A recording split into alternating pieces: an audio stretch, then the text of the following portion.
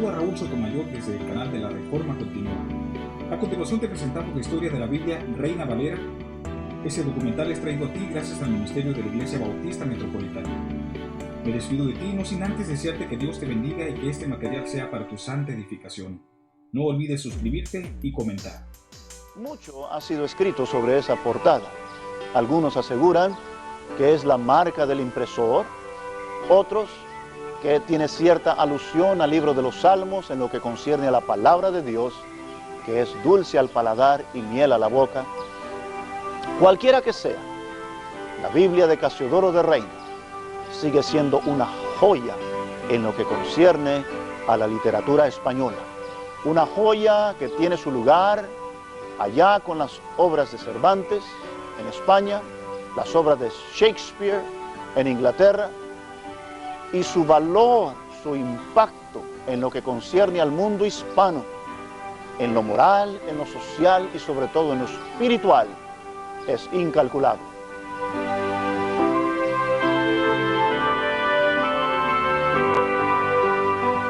En 1578, Casiodoro de Reina recibió una invitación de parte de los hermanos de la iglesia francesa luterana que se reunía aquí en la ciudad de Amberes.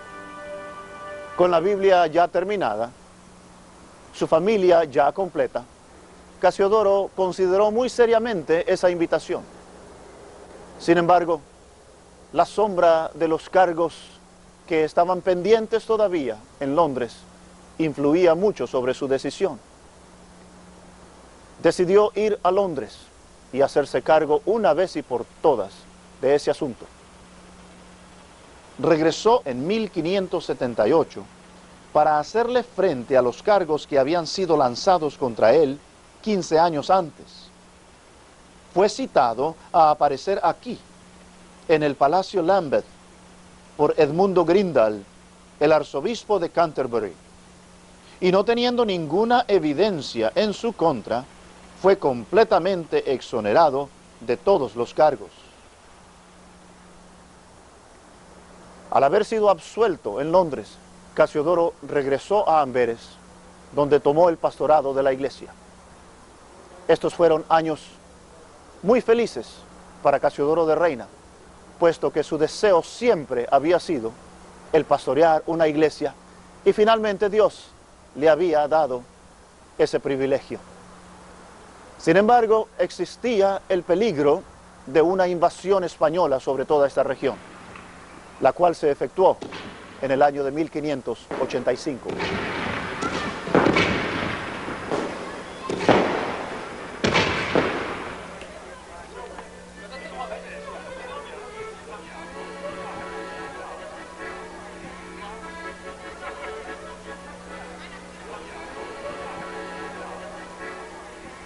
En 1585, Casiodoro de Reina hizo el papel de Moisés, en el sentido de que tomó a la congregación francesa que pastoreaba en Amberes y la trasladó aquí a Frankfurt, a esta localidad.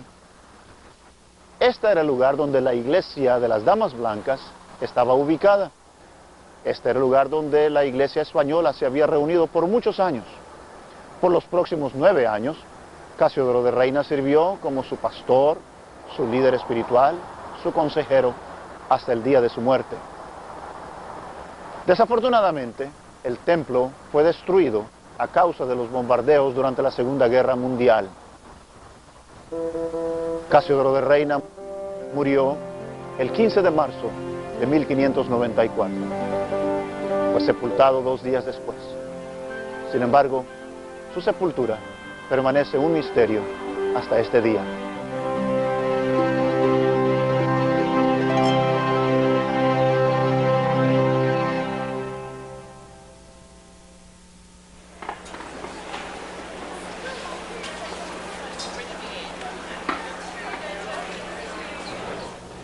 Existe otro hombre a quien todavía no hemos dado la atención debida, pero ciertamente fue uno de los grandes protagonistas en lo que fue la historia de la traducción de la Biblia al español. Su nombre, Cipriano, nacido cerca de la antigua ciudad de Badajoz, en lo que fue la Valera Vieja. en España. Él, juntamente con los demás monjes del monasterio de San Isidoro del Campo, huyó en compañía de Casiodoro y los demás hacia la ciudad de Ginebra. De allí, ellos se trasladaron directamente aquí, a Inglaterra. En febrero de 1559, Cipriano se dirigió aquí, a la ciudad universitaria de Cambridge, al colegio de Magdalena, que se encuentra a mis espaldas. En 1560, él recibió una recomendación directa de la reina Elizabeth, pidiendo que él fuera admitido como miembro de la asociación del colegio de Magdalena aquí en Cambridge. Y en 1563, él recibió su maestría en ciencias y letras de este prestigiado colegio. Después de sus logros en Cambridge, Cipriano de Valera vino aquí, a la ciudad universitaria de Oxford, donde fue incorporado como profesor en el Colegio Magdaleno de la ciudad de Oxford en 1565. Por los próximos 35 años, Cipriano de Valera ejercería su profesión de maestro, no solamente aquí en las aulas de este Colegio Magdaleno, sino también como tutor privado a varios alumnos notables.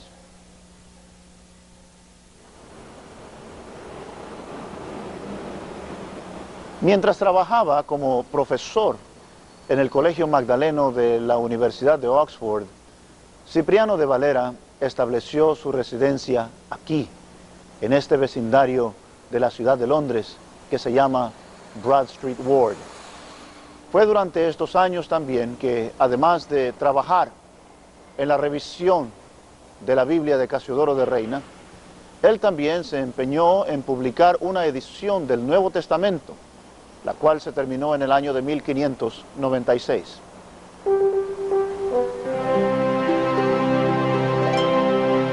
Cuando Cipriano de Valera terminó su revisión de la Biblia de Reina, encontró que no había en Londres un impresor que pudiera publicar un proyecto tan grande como este.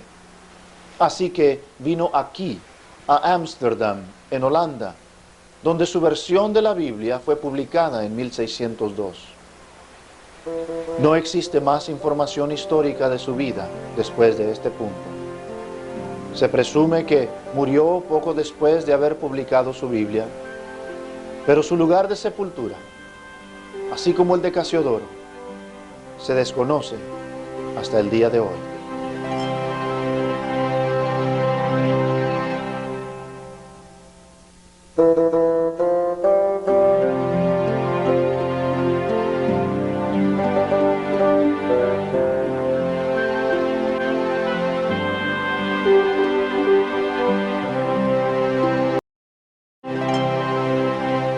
Antes del siglo XVI, no existían ejemplares completos del Nuevo Testamento en el idioma original griego. Existían porciones, fragmentos, algunos de ellos conteniendo las epístolas paulinas, otros tal vez los evangelios y otros aún otras porciones del Nuevo Testamento, pero no existía un ejemplar completo del Nuevo Testamento en griego. En los primeros años del siglo XVI, Erasmo trabajó arduamente para juntar, compilar, corregir y poner en una edición todos los libros del Nuevo Testamento en el idioma griego. Esta edición se le tituló la Gran Edición del Nuevo Testamento en griego. Si bien Erasmo no es catalogado como uno de los grandes reformistas, ciertamente su obra sirvió como la semilla que dio a luz esa planta, ese árbol conocido como la Reforma, de la cual todos nos beneficiamos hasta este día. Y ha sido la columna vertebral sobre la cual las grandes traducciones de las Sagradas Escrituras han sido basadas. Hombres como Martín Lutero, Juan Calvino, Guillermo Tyndale, y aún Casiodoro de Reina y Cipriano de Valera pudieron aprovechar la gran obra de Erasmo para hacer sus traducciones y su trabajo en el idioma común de sus pueblos. A través de casi 500 años, este texto ha permanecido virtualmente intacto, aunque ha sido revisado varias veces. Ciertamente en el siglo XVI, hombres como el mismo Erasmo, Estéfano, Beza, y en el siglo XVII los hermanos Elsevier revisaron el texto. En 1633 fue conocido como el Textus Receptus, o sea, el texto recibido. Pero en el siglo XIX, algunos hombres comenzaron a experimentar con otros manuscritos, algunos de ellos de mucha antigüedad, pero manuscritos incompletos. Es más, la suma completa de ellos es menos que el 10% de lo que antes ya se conocía. Pero lo más importante del caso es que provienen de una región notoria, famosa por falsa doctrina y falsa enseñanza, como es el área de Alejandría. Estos manuscritos han sido conocidos como el texto moderno o el texto crítico. Ahora, la gran diferencia que existe entre el texto crítico y el Textus Receptus, o sea, el texto recibido, el texto antiguo, es que el texto moderno, el texto crítico, no solamente altera en muchas veces porciones del Nuevo Testamento, sino que también omite pasajes enteros del Nuevo Testamento sobre cuestiones teológicas y doctrinas fundamentales de la fe, como lo es la deidad de Cristo, la salvación por gracia y otras doctrinas fundamentales para nuestra fe.